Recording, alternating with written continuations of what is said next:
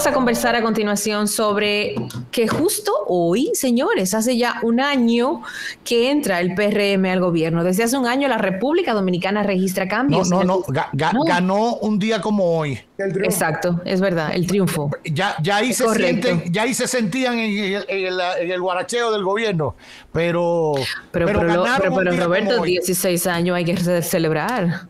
Sí, pero todavía no eran gobierno, se sentían ya, y el pueblo le había dado ese mando a partir de hoy, hace un año. Así es. Le quedaba todavía unos días, 45 días para entrar. Sí, para la transición. Y bueno, desde hace un año que la República Dominicana registra cambios en el sistema político, resultado de las elecciones presidenciales y congresuales que dieron paso a un nuevo orden de los partidos y un esquema de distribución de la contribución económica del Estado. El certamen electoral, celebrado en medio de una pandemia, dio como ganador a Luis Abinader y al Partido Revolucionario Moderno, poniendo fin a 16 años ininterrumpidos de gobierno PLDista.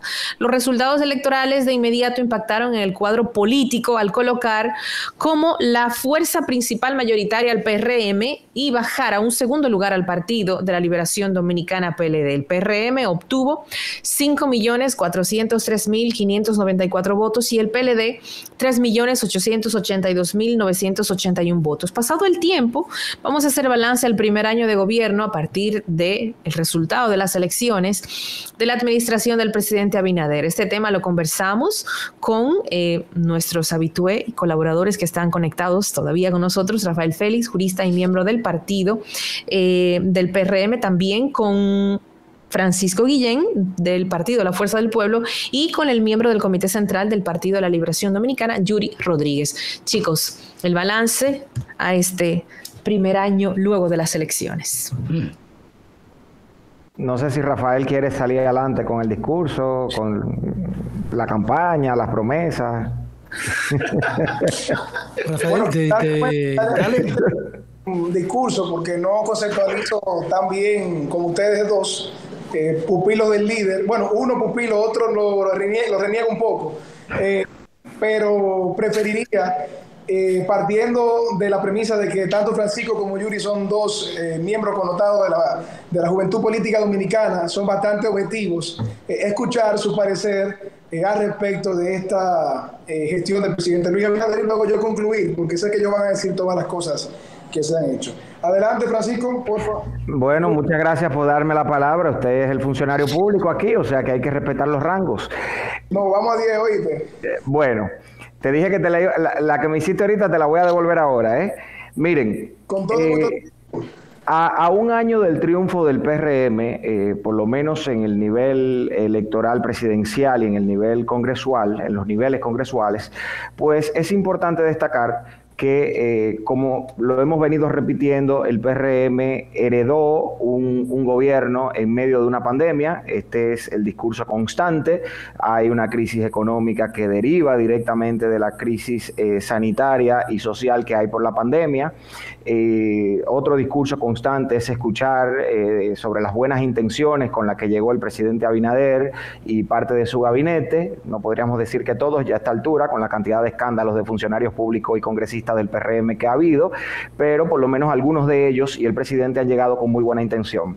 A pocos días de cumplirse 11 meses de la llegada del PRM al poder, pues la verdad es que si tratamos de analizar el balance o el saldo, vamos a ver que hay una gran cantidad de promesas incumplidas.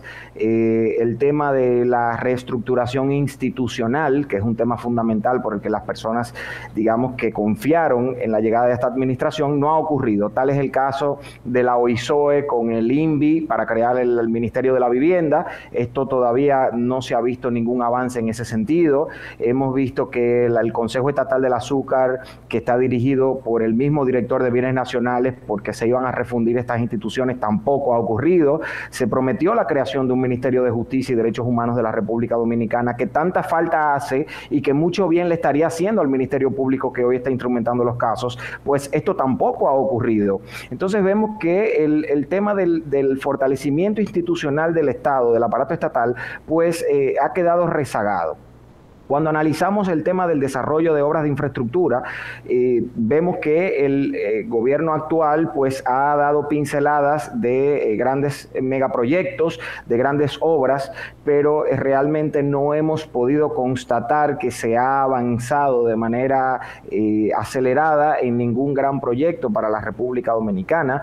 Se heredaron muchos contratos a medio hacer, o por lo menos ya adjudicados y contratos firmados, que el gobierno tampoco le ha dado continuidad, cosa que políticamente me parece una falla importante, porque si un gobierno pasado me deja una obra hecha a un 40, 50, 60 o 70%, pues yo me doy el gusto de terminar ese 30-40% y la inauguro como parte de mi gestión. Pues ni siquiera eso ha ocurrido. Algo que me preocupa mucho de la gestión gubernamental del presidente Luis Abinader es que hay muy poca cohesión entre los funcionarios del gobierno.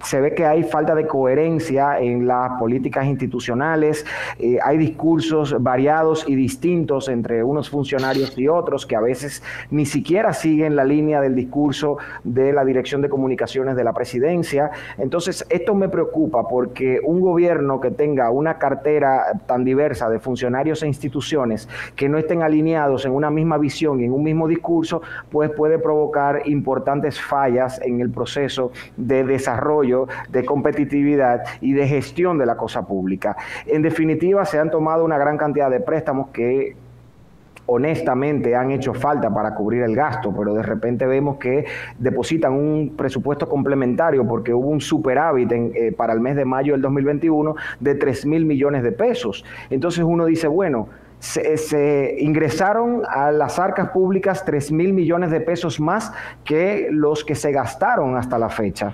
Pero la pregunta sería, ¿ese gasto que fue inferior al ingreso realmente ha sido un gasto eficiente? ¿Ha sido un gasto para el desarrollo? ¿Ha sido un gasto en obras sociales? ¿En qué se ha gastado ese dinero y por qué la proyección que tenía el gobierno de gastar más de lo que iba a ingresar para la fecha pues no se dio? La verdad es que habría que analizar esto y verlo de cara a la cantidad de préstamos que se han tomado a lo largo de estos 10 meses de gobierno. Definitivamente la gestión tiene un serio problema con su base política, que es la base PRMista.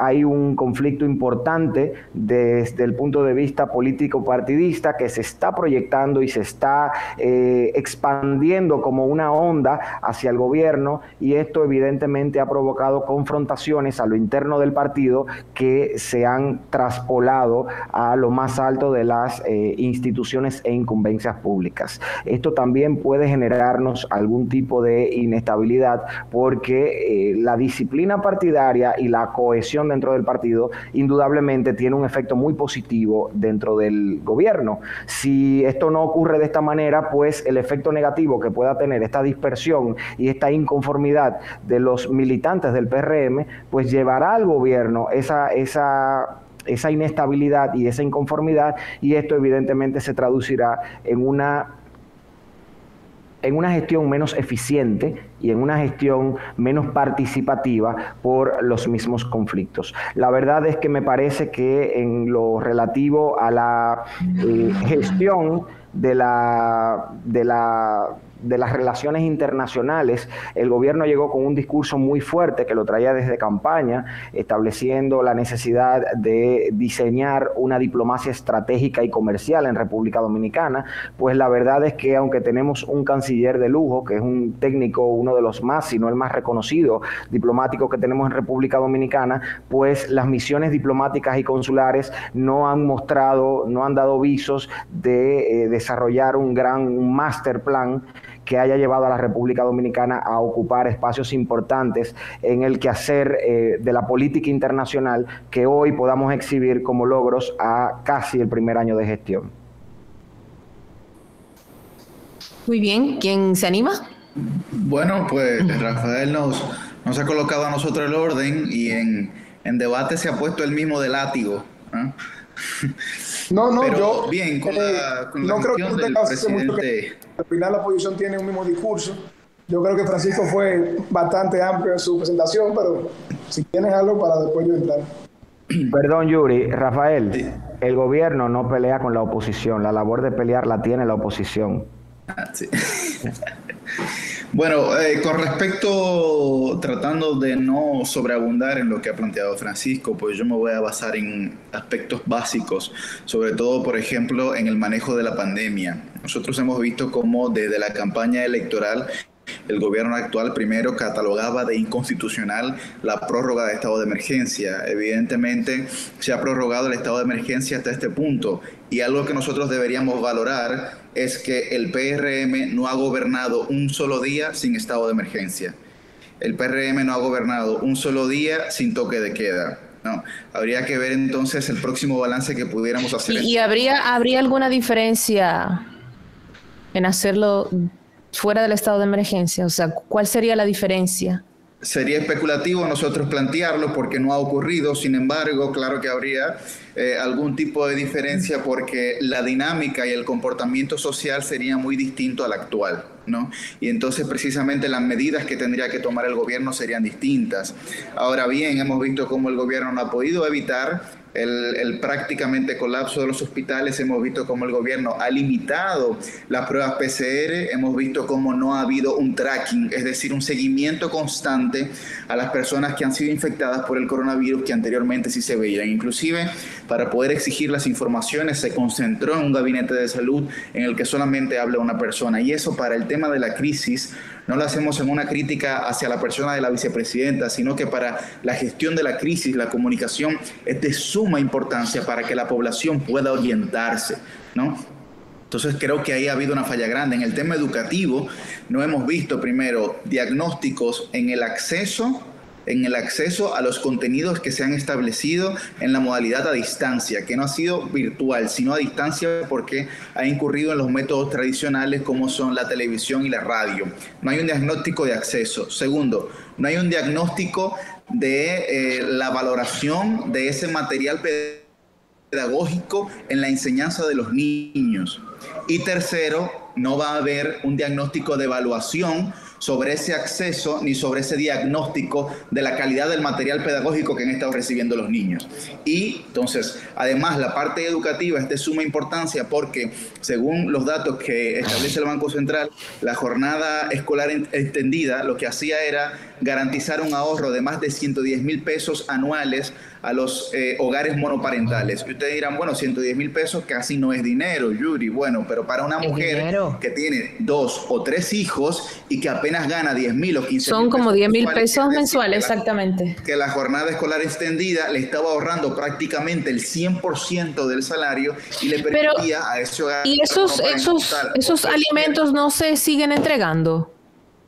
Se siguen entregando esos alimentos cada 15 días, pero eso no permite que la semipresencialidad o la no presencialidad no le permite a una persona salir a trabajar porque tiene que cuidar a los niños. Entonces lo que se propuso fue un método híbrido en el que los niños pudieran ir a la escuela por lo menos 3 o 4 días de la semana como un método de tutoría, ¿no? Y eso también nos daría a nosotros un diagnóstico base para que la brecha educacional no fuera tan grande.